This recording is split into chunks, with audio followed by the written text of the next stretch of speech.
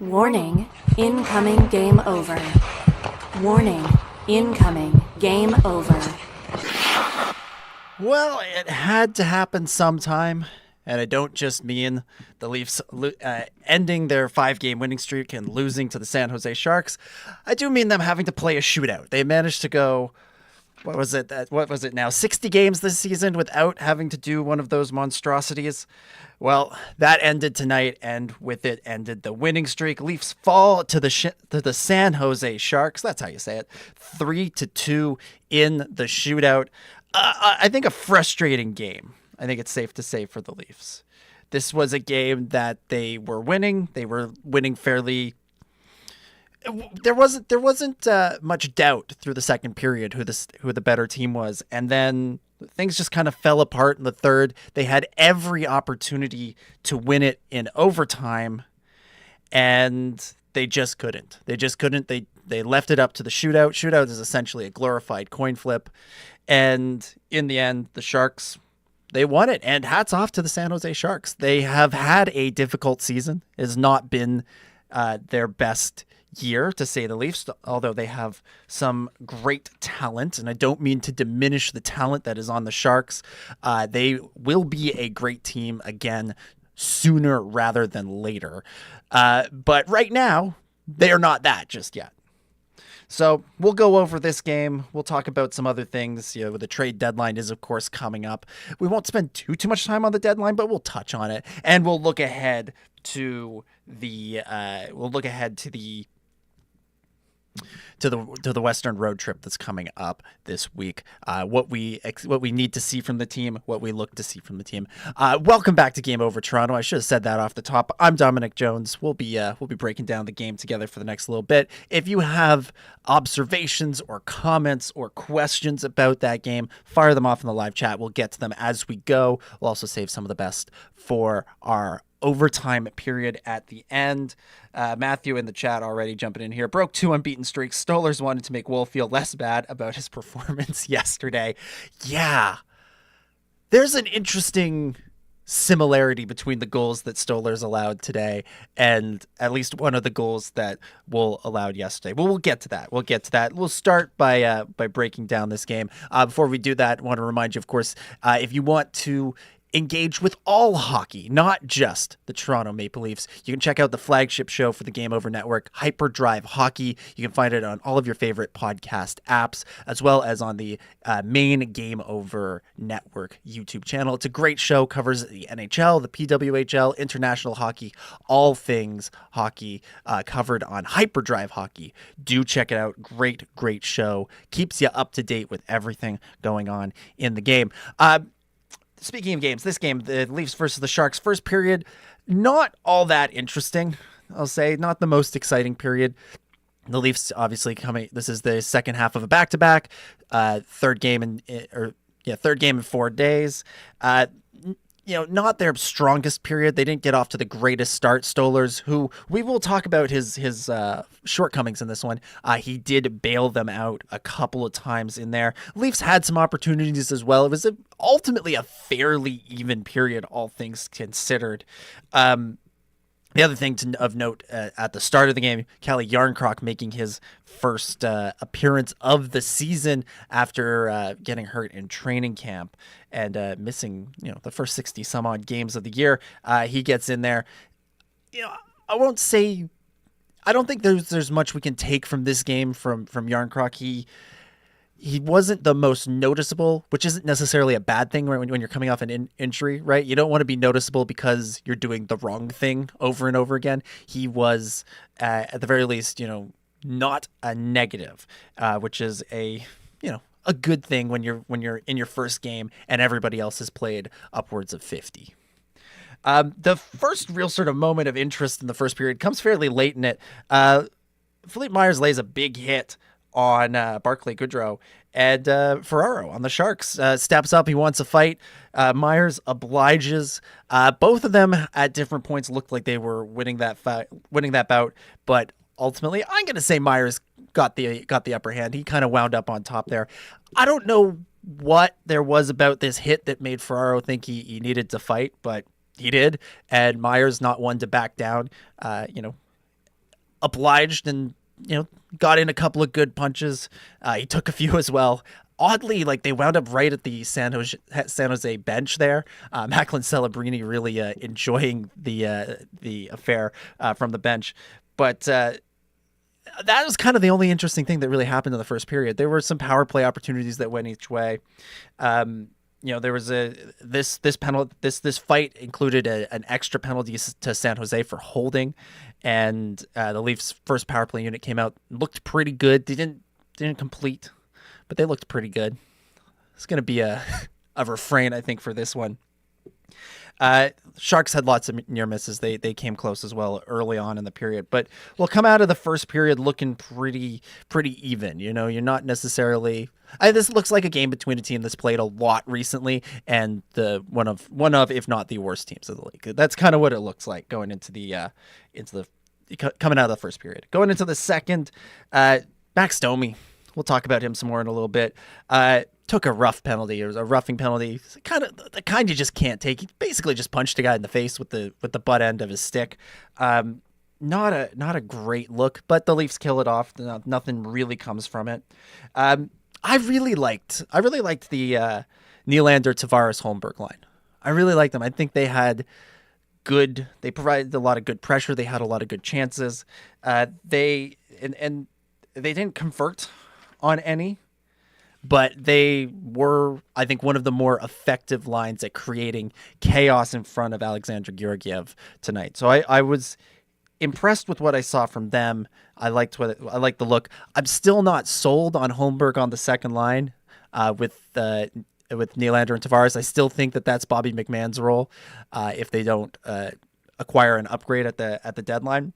But for now, in a game like this, I think they stepped up, looking pretty good. Nick Robertson continues his strong play. I think he bounced back after being responsible for the shorthanded goal the other night.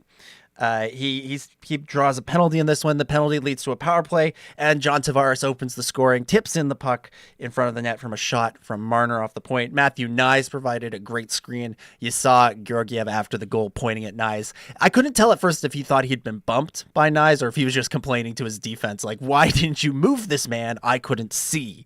But Tavares, nice tip, gets it in. Leafs lead 1-0. Max Domi, making up for his blunder earlier with a stupid penalty. Winds up with a breakaway. Georgiev makes the save.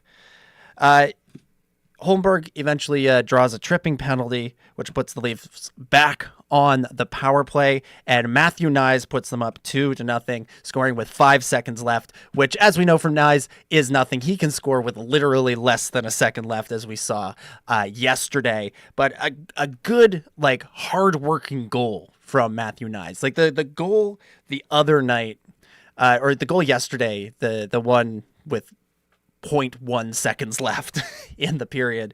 That was a nice goal. It was a great shot. It was a breakaway.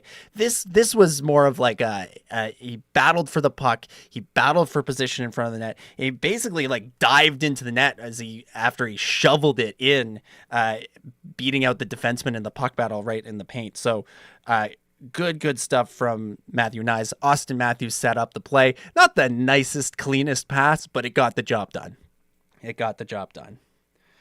Matthew in the live chat says, I would like to see Pontus on the fourth line, Domi on the wing on the second would be good, Yarncroc as third line center. That'd be interesting. I'm not sold on Max Domi this year. I'm not sold on him. He has really struggled at times, and even when he's been given opportunities, it feels like he hasn't made the most of them. Now, perhaps you use the last couple of weeks of the season to try some of these things out, and you throw stuff against the wall and you see if anything sticks. But I'm not totally sold on Max really in any position right now, it's just difficult to say, because I like Max Domi. I like what he brings. I think he seems like a fun guy, but he just hasn't been living up to the expectations. He hasn't been executing on the level that you want from him. Yarncroc also has largely not played center, with the Leafs. I might perhaps want to see Yarncroc with Nylander and Tavares just for a look. Yarncroc would sometimes play with Marner and Matthews and would look pretty all right. So maybe you want to try that out. But I still think that final spot on the second line belongs to Bobby McMahon. That's who I think is best suited to that spot. I think that gives you the best shot with your top two lines. And I think if you go out and you acquire that third line center that everybody's looking for at the deadline, perhaps you're looking at a situation where you feel better elevating McMahon to the second line and leaving this newly acquired person to babysit Robertson and Domi, assuming one or both of them are still on the team following that trade. We'll get to some of that later. We'll get into the third period here. The Sharks get one back fairly early. Jack Thompson gets the goal. It's kind of a funny play. It's a bounce off the end boards. Boards were really active, really alive. Comes to Jack Thompson, and Stolar's head slid way over trying to stop the puck from getting to the end boards, and wound up being way out of position. He nearly gets back, which is pretty impressive how close he came to stopping this. If Thompson's shot had been just a little bit more to the left, I think we might be looking at a save of the year situation, but it wasn't. It was in the right spot for him, and it goes in. Definitely made me think about one of the goals that Wool allowed. I think it was the second Pittsburgh goal yesterday, where he was also sliding way over when he didn't need to be and put himself out of position and unable to bounce back to make the save. Now, it's interesting that this is a pattern that's emerging between the Leafs goalies, at least in the last two games. I mean, maybe it's just a weird coincidence, and fingers crossed that it is. But it happens again for the second goal. Toffoli ties it up about midway through the third, or sort of late in the third. It was a give and go with Wenberg. And again, Stolar's just way over commits, and he can't get back across in time. And this time it sort of looks like he was stuck on the post. Like he kind of put himself so out of position that the post was almost in his way to get back across. On the first goal, it looked like he might have gotten tied up a little bit with Myers, who was in front of the net, tried to play defense, but being a little too close to the crease. This one, I don't know, Stolar's just way out of position and unable to get back into position. Not a good look for Stolar's. Stolar's was very good in the first period, didn't have much to do in the second period. I think the Sharks had 2 or 3 shots in there. So he did go for long periods of the game without doing much. But that's no real excuse. You're an NHL goalie. You want to be the starter in the playoffs. You need to be not putting yourself in these situations where you're overcommitting, you're getting a little jumpy with shots going one way and then putting yourself out completely out of position when the puck winds up going the other way.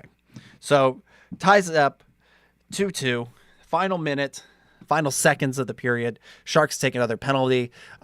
They don't touch the puck again until the final horn. So the Leafs begin overtime with a 4-on-3 power play,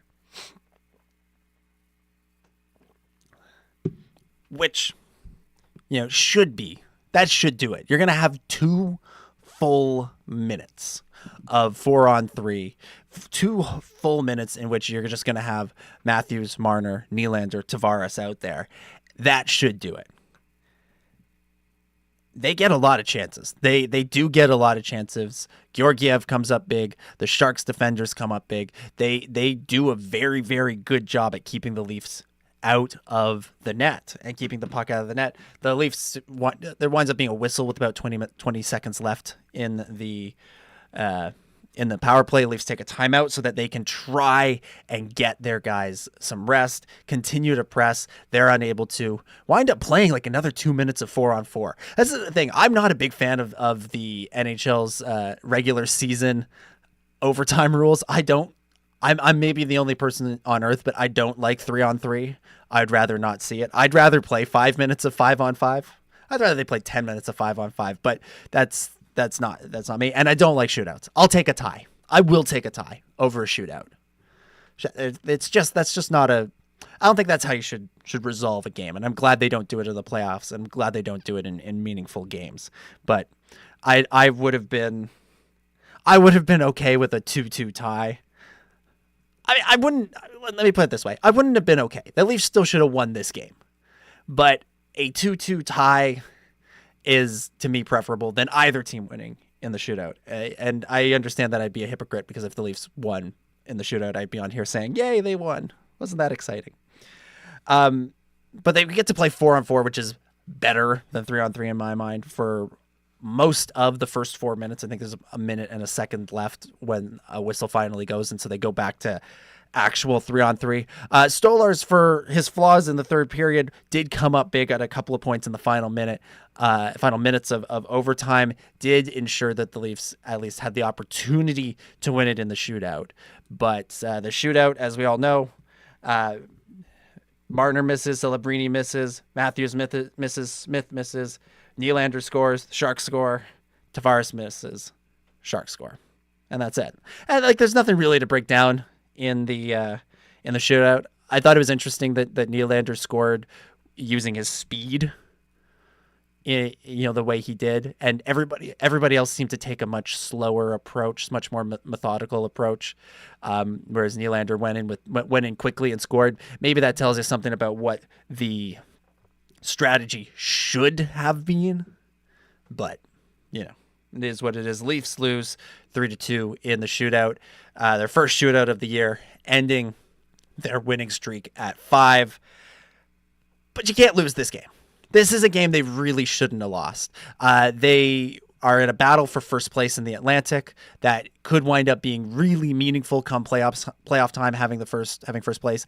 And look, no team goes 82-0. There is no perfect season, but if you want to win your division, these are the sort of games you can't lose. You can. If you're going to lose, make sure you're losing to a good team. Make sure it's a battle. And every team's going to have stinkers, of course. But you don't want to be giving up points to the worst teams in the league. The Leafs have been better this year. About not blowing it against the bottom feeders of the NHL, which is good. But this game felt like a little bit of a throwback to some of those previous years where they'd go into a game against Buffalo or Ottawa when they were real bad and just lose it for no good reason. And there's no good reason to lose this game. This was eminently winnable. You had every opportunity in overtime, especially, but in the game itself as well, and you blew it. So not a good look. Not a great way to head into the final week before the deadline, or to kick off the final week before the deadline. You wonder what Brad Treliving is thinking looking at this game, and wondering, what do I need to improve on, and do I need to do more than I thought I was? Matthew in the chat again says Nylander is used to breakaways, so he just wanted to get up to speed. That's fair. Maybe the other guys should have tried that too, though. That's all I'm saying. All right, we'll move into our second period here on Game Over Toronto. As always, we want to remind you to make sure you subscribe to Game Over Toronto. Subscribe on YouTube so you can see when we go live after every Leafs game. And subscribe on your favorite podcast app, be it Apple Podcasts, be it Spotify, be it whatever you use to listen to the show. Odds are we're there. Make sure you subscribe, and that way you'll be able to listen to us the next day. If you can't catch the live stream, you can listen to us on your way to work or on your way to school, while you're at work, while you're at school, doing tune into the show and listen to some hockey talk instead of doing whatever it is you're supposed to be doing during your day. For second period, I want to touch on a couple of players. We've talked about some of them already. I want to start with Pontus Holmberg. Like I said, I don't think the best version of the Leafs lineup includes him on the second line. But I'm also not convinced the best version of the Leafs lineup, at least this year, involves him sitting in the press box. He's shown in the last stretch, really since the Four Nations, and since he's been given this opportunity to play with Nylander and Tavares, that he does have skill. He can keep up with the top players in certain situations. I feel like every year we go through this with Holmberg, where we come into the season with high expectations for him, that he could be, a middle six forward, and then the season starts and he's not really ready for that role, and he kind of falls out of it, and he falls his way down the lineup, winds up on the fourth line, winds up in the press box, being kind of the extra forward. In previous years, has wound up with the Marlies. And then as the season goes on, he sort of comes alive, and you realize, and he shows us why we felt we could trust him at the beginning of the season again. He gives us that reason for optimism again, and all of a sudden he finds himself in these situations where he's being given opportunities on the top two lines. And look, like I said, I still think that position should be Bobby McMahon's. I still think that spot should be Bobby McMahon's, but assuming they bring in that third line center that we're all hoping for, I could see Pontus Holmberg playing a decent role on a energetic third line that could produce some offense, or even playing more of a checking role alongside David Kampf and Connor Dewar and Stephen Lawrence on a fourth line. Calle Jarnkrok being back does complicate everything in a good way, because it creates more competition, because he does. He's got the pedigree. He is probably, of anybody there, guaranteed a spot on the third line, and with the occasional opportunity for a promotion to the top two lines. And so that does take away a spot. So guys like Dewar and Holmberg and Robertson are going to be battling it out for one less spot. And like I said, I saw a lot from Holmberg tonight that I liked. Again, it's against the Sharks. You can't take too much from that. But he's been a strong presence in a lot of these games recently. So I think he has a place in this lineup, whether or not he is whether or not that place is on the second line is what I'm trying to get at. That is where I begin to question things. Another player who we've been watching a lot lately is, of course, Nick Robertson. Robertson, I think, had a pretty decent game. He wasn't super active on the score sheet, but he did a lot of little things well. He drew penalties. He was involved in a lot of good takeaways. He's strengthened up, just being he's worked his way into being a little bit more of a grittier player.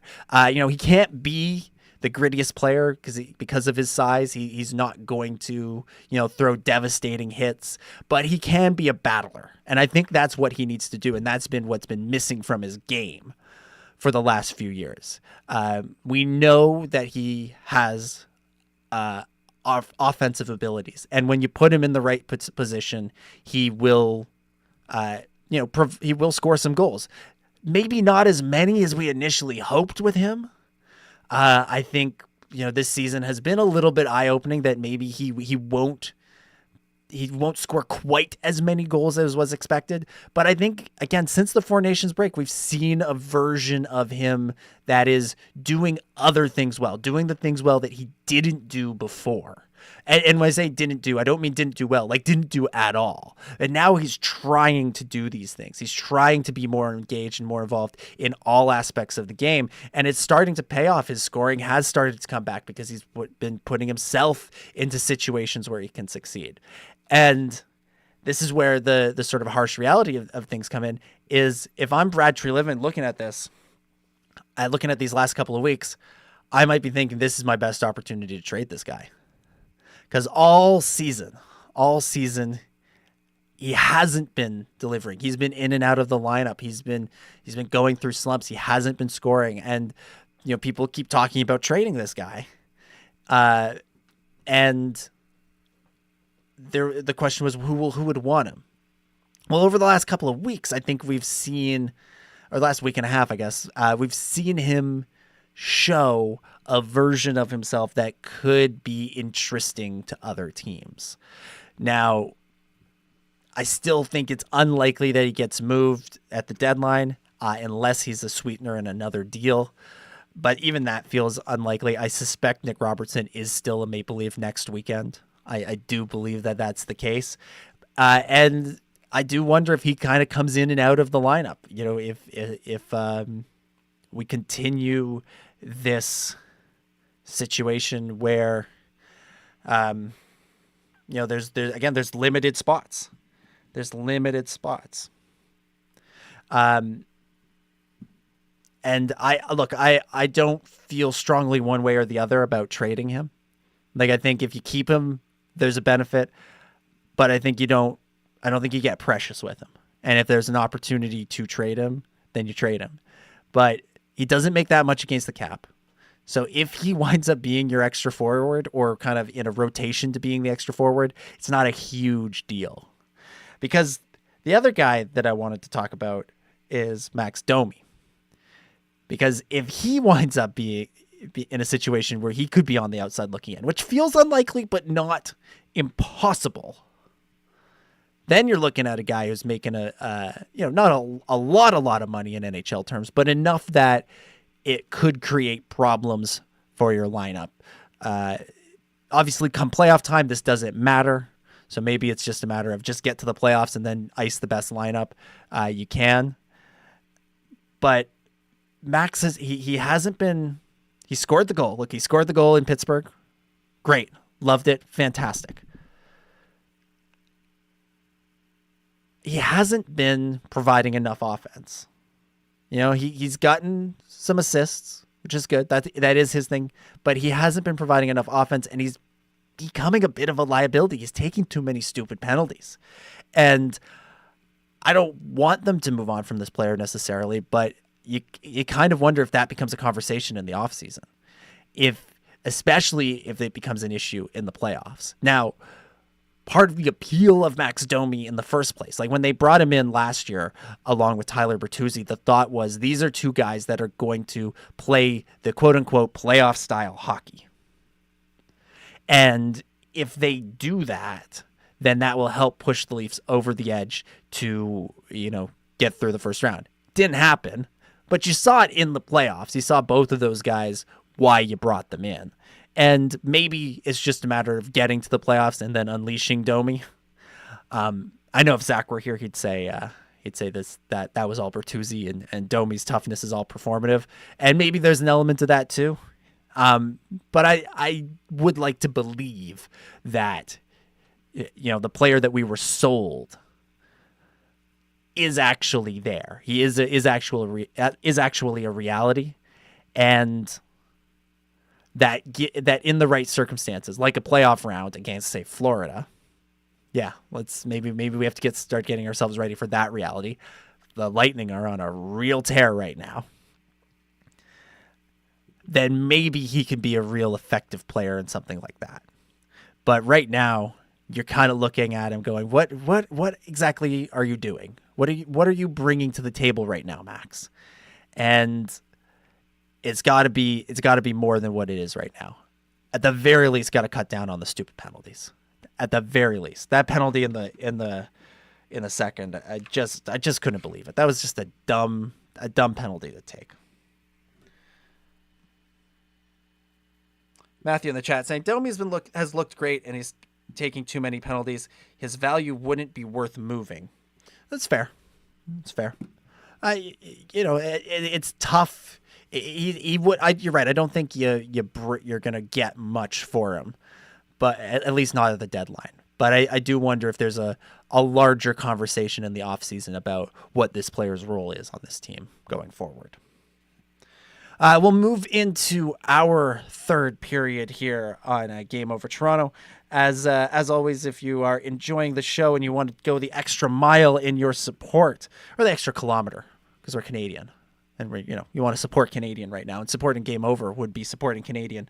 You can put your financial might behind Game Over by supporting us on Patreon, patreon.com/The Game Over Network. There's all sorts of fun exclusives that you can get there. During the Four Nations, there was a ton of stuff that was happening that was exclusive to the Patreon members. So patreon.com/The Game Over Network. There's also our LaRouche crowdfunding campaign, which if we reach our goal will unlock some funding from the government of Quebec. So check that out. And another way you can do that is another way you can throw your financial support behind Game Over is to buy some merch. Go to thegameovernetwork.com and check and click on the store. And you can see the t-shirts, the sweaters, the hats, all the good stuff there. Thegameovernetwork.com. Click on store. All of these links are in the description of the video and the podcast that you are listening to.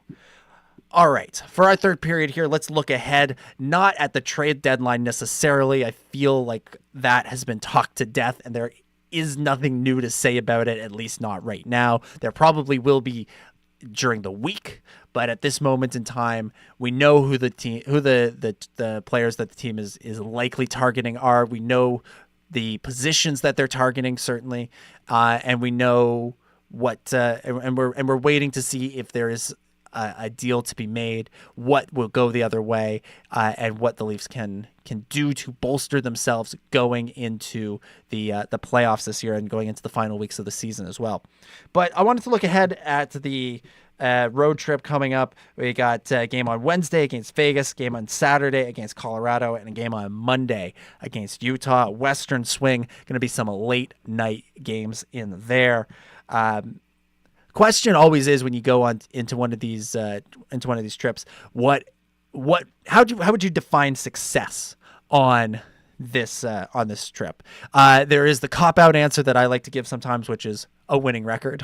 So 2-1 at the very minimum, ideally 3-0.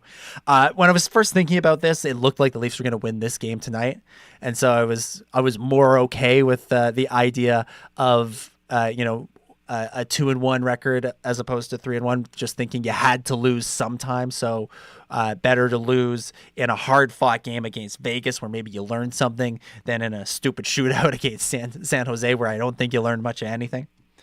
But I really need to see from the Leafs in this next game against Vegas and the game against Colorado in particular.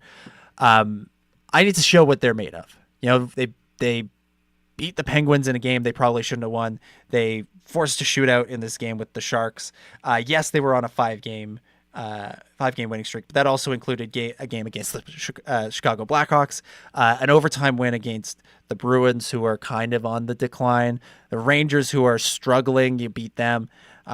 You weren't taking on the worst teams in the league. I mean, you were with the Sharks and the Blackhawks, but it wasn't just the bottom feeders. There were some, teams that have had recent success in there and teams that are trying to battle their way back into playoff contention in there. So there were some real quote unquote games.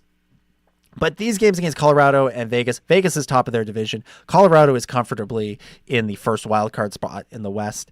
I kind of feel like these are games that will tell you more about your team. And these are also teams in the Avalanche and the Golden Knights that have had recent success. These are recent cup winners. These are teams that you want to prove yourself against. So I would like to see these games. I'd like to see them win these games. I'd like to see them win them comfortably. But these games, I think, are much more of a test as to what this team is post Four Nations in the final stretch of the season. They will tell us a lot more than this game against San Jose or yesterday's game against Pittsburgh. Game against Utah, just win that one. Utah would like to make the playoffs. They're probably going to make a push for the playoffs. It would be exciting for the fans in Salt Lake City to see their team make the playoffs in the first year. We saw what that did for Vegas, and even Seattle making it in their second year. That's huge for a fan base. It gets people invested in the team early. So, from like a business standpoint, you want to see that happening. For the success of growing the game, you want to see that happening. They're sixth in their division. They're within striking distance, certainly, of the second wildcard spot in the West. I think last I checked, they were just 2 points out of it, but there's a couple of teams that are all floating around that final spot that are just a couple of points away from it. But it certainly could be theirs for the taking if they go for it. But like I said, you want to go 3-0, but really those games against Colorado and Vegas, those are the ones you're testing yourself with. And then Utah, again, you're going to be playing a team that wants to win, a team that is hungry for it. So let's see what you can do. Let's see how you handle that, because that's going to be it. When you get to the playoffs, everybody's hungry for it. We got a little preview of what and reminder of what that's like with the Four Nations, and how much everybody wanted to win those games. So we'll of course have coverage after each of those games. I know Zach will be handling the later games, given that he is based out of Alberta, and so it's a little bit easier on the time zones than it is for me and Lauren. But those will be fun games to watch, and then immediately go to bed afterwards. For for most of us, immediately go to bed after listening to Game Over Toronto. All right, we'll move into our overtime period. I've got a couple more comments from Matthew in the chat, but if you're also listening live and you want to fire them off, if you've got something you think we haven't talked about yet from this game, or anything else, trade deadline or other Leafs topics related, fire them off in the live chat, and I will get to them in just a moment or two. Before we get to that, of course, again, remind you, make sure you're following at Game Over on the various social medias, at Game Over NHL on Twitter, at Game Over Network on Instagram. We're on Blue Sky. That seems to be the place to be these days. Also Facebook. And of course, make sure you subscribe to Game Over Toronto on YouTube, and all the various Game Overs, all 7 of them for all the different Canadian markets on YouTube, for lots of great hockey talk. You can follow me at Dominic J25 on Instagram. That's my main social media outlet. Also do a little bit of Blue Sky and a little bit of Twitter, mainly just to post when podcasts are live. And you can follow me at Dominic J25 on both of those as well. And if you like talking Star Wars, if you're a Star Wars fan, and why wouldn't you be? You'd be a Leafs fan and a Star Wars fan. Check out my Star Wars podcast, The Star Wars Underworld. We have lots of great coverage coming up of Andor Season 2. We broke down the trailer in great detail, and we'll be talking about all of those episodes when they start premiering in April, and we'll be previewing them as we build up to that. So search for The Star Wars Underworld on your favorite podcast app and on YouTube once you've already subscribed to Game Over Toronto. All right. Matthew in the live chat here says, if they didn't try to blister the shot and miss the net, the 4-on-3 could have taken way more shots and keep corralling the puck. Yeah, they were really firing hard, but I think they were firing hard because they think they felt they needed like the perfect hard shot to get past Alexander Georgiev. Georgiev is one of those goalies that has always seemed to have the Leafs number. Like, I don't know if you guys remember a couple years ago when he was on the Rangers. The Leafs would play the Rangers and he would start. He was the backup and he would start, and they would fire like 50 shots or 45 shots at him, and he'd stop all but 2, and then they'd lose 5-2. And it was these infuriating games where it felt like they were the way better team. And people have pointed out they may not have been taking the highest quality shots, but I think part of that might be he starts to get into your head. When he's stopping everything, he starts to get into your head, and you maybe aren't taking the best shots because when you're looking for the perfect shot, sometimes you wind up taking a worse shot than if you were just thinking about shooting it at the net, or shooting it in the net. But Georgiev seems to have the Leafs number, and that has followed him. There were a few years there where maybe it seemed like we'd gotten over that, but he seemed to have it again tonight. He was elite for the Sharks, and that's the kind of thing the Sharks need as a rebuilding team, is they need a goalie that can steal you a game or two, and he certainly did that. Matthew also says, do you think we need a second D, or do you think Myers is slowly building more confidence in him playing with Riley? I think all of this all depends on when Chris Tanev comes back. That's the real question for me, is if Tanev comes back, then I think you're more inclined to roll the dice with the group that you have. If you have a feeling that he might not be back, then I think you go out. He might not be back to being his full self in time for the playoffs. Then I think you go out there and you start looking for other options. Simon Benoit didn't have the best game tonight. You want him to be, the extra defenseman. Philippe Myers, I don't love his game, but I don't dislike it either. I like that he likes to shoot. That's something that they don't have enough from the back end. I like that he will take a big slap shot every now and again. And his confidence is growing. I think you saw that in the fight today. So I don't know if I'm ready to put him next to Riley full time. My dream scenario is that they go out and get Luke Shen again and bring that pairing back from the 2023 run that did make it to the second round for 5 games, but made it to the second round. But that feels unlikely that they'll be able to get both Shen boys into Toronto. Although that would be fun. That would be a lot of fun, wouldn't it? When was the last time? I was gonna say when was the last time some brothers played on the Leafs? But we actually know that was earlier this year with the Nylanders. So less special, less special. Matthew says suggests Riley, Myers, McCabe, Tanev, Benoit, OEL. It's interesting. It's an interesting thought.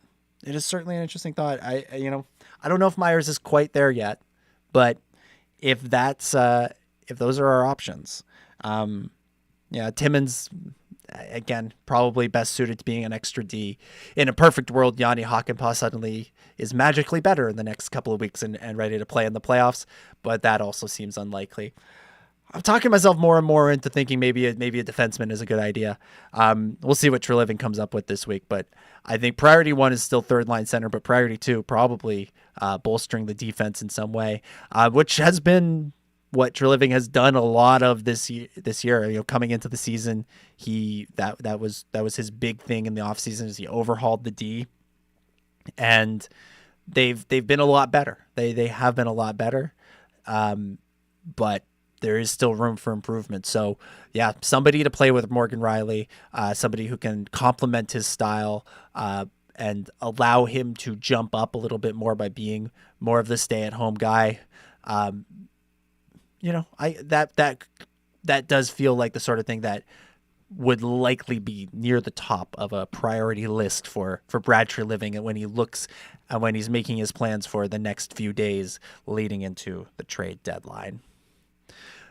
I think that's where we're going to leave things for this episode. Thank you, everybody, for tuning in to Game Over Toronto. We will be back on Wednesday following the Vegas Leafs game. That should be an exciting one, as two teams that are basically at the same place in the standings, duking it out. Should be an exciting game. A late start. I think it's a 10 o'clock start for the game if you're in the Eastern time. But like I said, Zach will be live after the game to break it down with everybody. So do tune in here on Game Over Toronto. But that is it for this one. I've been Dominic Jones. Thanks for listening, and we will see you at the next Leafs game.